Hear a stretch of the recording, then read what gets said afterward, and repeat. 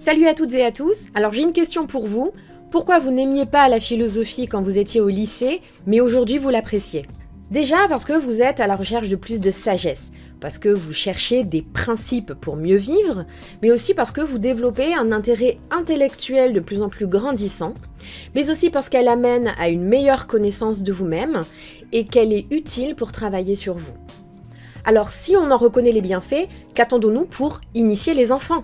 L'Inspection générale de philosophie donne 5 arguments pour justifier sa réticence à faire de la philosophie avec les enfants. Le premier argument consiste à dire que le langage des enfants serait trop peu développé quand la philosophie requiert un langage précis. Le deuxième argument est de dire que la pensée des enfants est peu développée avant 12 ans, donc ils ne seraient pas capables de raisonner de façon méthodique. Le troisième argument consiste à dire que les enfants n'ont pas assez de savoir, qui serait indispensable pour philosopher.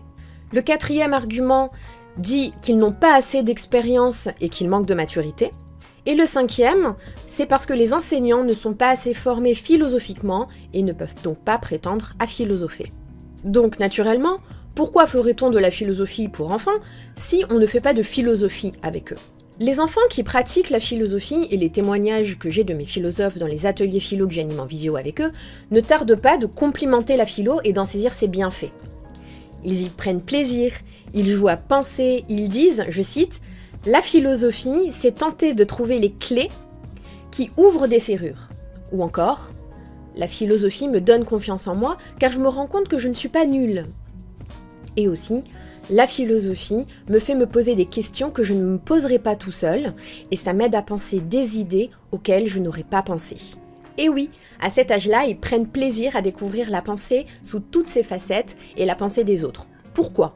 Eh bien, il faut commencer par distinguer la philosophie du philosophé. La philosophie est une discipline, un apprentissage, plutôt académique, qui vise à connaître l'histoire des idées et les théories des philosophes. Alors que le philosophé, c'est l'acte de penser. Socrate posait bien des questions à des juristes ou à des amis pour les aider à penser des questions philosophiques. Pourtant, il n'était pas philosophe. D'autres penseurs ont admis qu'il ne faut pas tarder à philosopher, comme Épicure qui disait « Que nul n'étant jeune ne tarde à philosopher, ni vieux, ne se lasse de la philosophie, car il n'est pour personne ni trop tôt ni trop tard pour assurer la santé de l'âme. » Limiter la philosophie aux connaissances pour nos jeunes, c'est les priver du plaisir de penser, car philosopher est une pratique qui nous apprend à penser par nous-mêmes et à nous protéger des influences extérieures, et à nous protéger aussi des préjugés. Et l'Inspection générale de philosophie omet cette facette importante de la philo et la cantonne à une pratique intellectuelle alors qu'elle est au service de notre vie, de la connaissance de nous-mêmes et qu'elle nous libère des pièges de l'existence. Pour répondre aux objections de l'Inspection générale de philosophie, je propose 5 contre-arguments. Concernant le langage approximatif, les enfants ont déjà un langage qui donne des outils. Évidemment que nous ne parlerons pas de l'injustice de la même manière avec un enfant de 5 ans qu'avec un enfant de 12 ans, parce qu'ils ne seront pas confrontés aux mêmes expériences, mais aussi parce qu'ils n'auront pas les mêmes termes pour en parler. Par exemple, pour des petits, je préfère poser la question « pourquoi parfois ce n'est pas juste ?» plutôt que demander ce qu'est l'injustice. Le « ce n'est pas juste », c'est un vocabulaire que possèdent les enfants très jeunes dès la maternelle.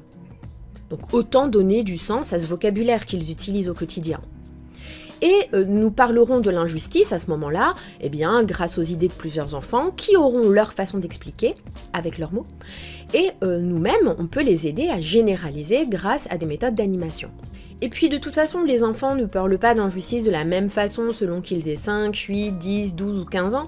Leur vocabulaire va s'enrichir, leurs expériences devenir plus complexes, ils pourront donc changer d'avis et se remettre en question. C'est une compétence en soi d'accepter de s'être trompé ou de ne pas s'accrocher à ses idées comme une moule à son rocher, d'évoluer, de faire évoluer sa propre pensée et grâce à elle et celle des autres.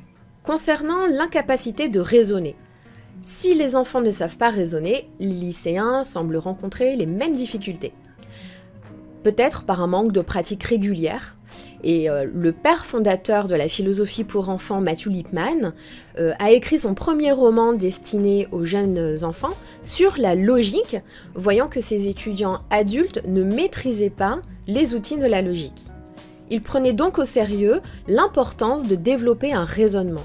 Même si ce roman était destiné à de jeunes enfants de 10 à 12 ans, il n'empêche pas qu'il a rédigé des ouvrages pour des petits à partir de la maternelle. Comme disait Claude Ponty, il faut prendre les enfants au sérieux et ne pas ignorer leurs questions existentielles qui ont une portée philosophique. On objecte l'incapacité de faire certains raisonnements comme le raisonnement hypodéductif. Le raisonnement hypodéductif part d'une hypothèse pour en tirer une conséquence. Mais il y a une technique, les expériences de pensée. Il est possible d'établir ce genre de raisonnement grâce à elles. Par exemple, que se passerait-il si nous vivions dans un monde sans émotion ? Les expériences de pensée que proposent aussi les philosophes sont un outil non négligeable pour développer un raisonnement. On voit ici qu'on apprend à penser par le développement des habiletés de pensée, donc des compétences qu'on dirait philosophiques, de façon progressive et avec des outils bien maniés. D'ailleurs, en description de la vidéo, vous trouverez un lien pour télécharger un kit gratuit avec 4 expériences de pensée et les questions à poser pour creuser la réflexion et qu'elle soit plus approfondie. Sur l'argument du manque de savoir, quand bien même l'école nourrit les enfants d'un savoir, cela ne signifie pas qu'ils sauront comment l'immobiliser.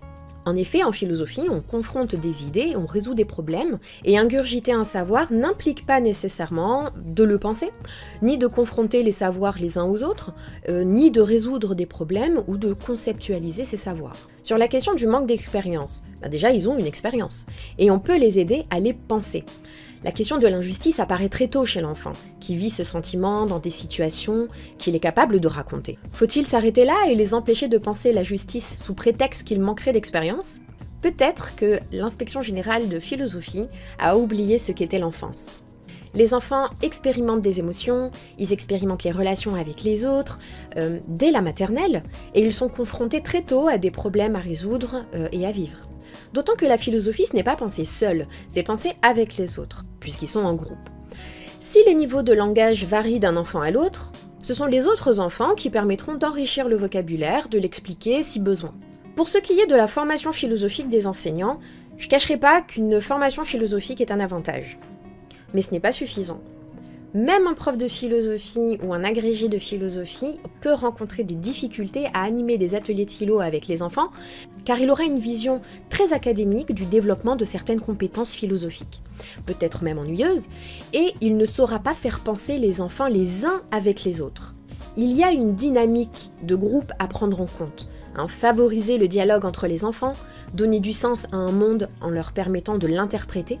En revanche, pour les intervenants, il est important de se former au développement de compétences philosophiques dans les ateliers avec les enfants, et pour cela, il faut tout simplement apprendre à susciter l'intérêt philosophique chez les enfants, savoir les questionner sans les influencer, et leur transmettre des habiletés de pensée qui les aideront à raisonner et à creuser des idées.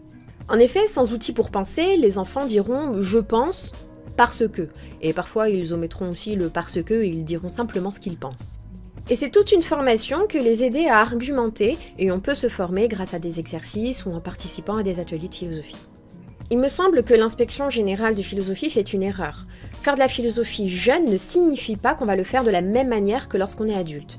Si on rend la philosophie ludique tout en se fixant des objectifs à atteindre, nous ne manquerons pas d'être sérieux sans nuire au titre de noblesse de la philosophie auquel les académiciens sont attachés.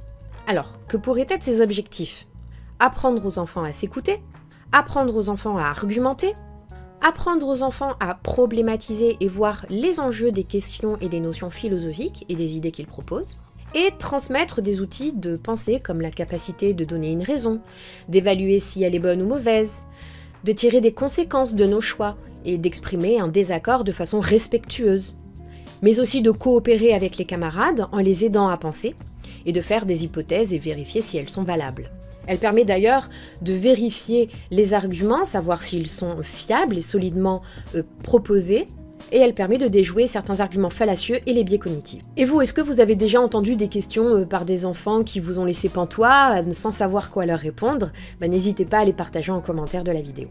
En description de cette vidéo, vous trouverez le lien vers un kit d'expérience de pensée à télécharger gratuitement, avec des questions qui vont vous permettre de développer la réflexion chez les enfants de façon plus approfondie.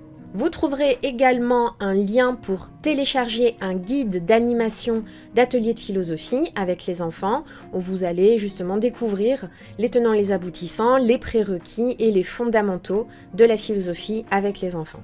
J'espère que cette vidéo vous a plu, n'oubliez pas de liker, commenter et partager la vidéo pour soutenir la chaîne. À bientôt!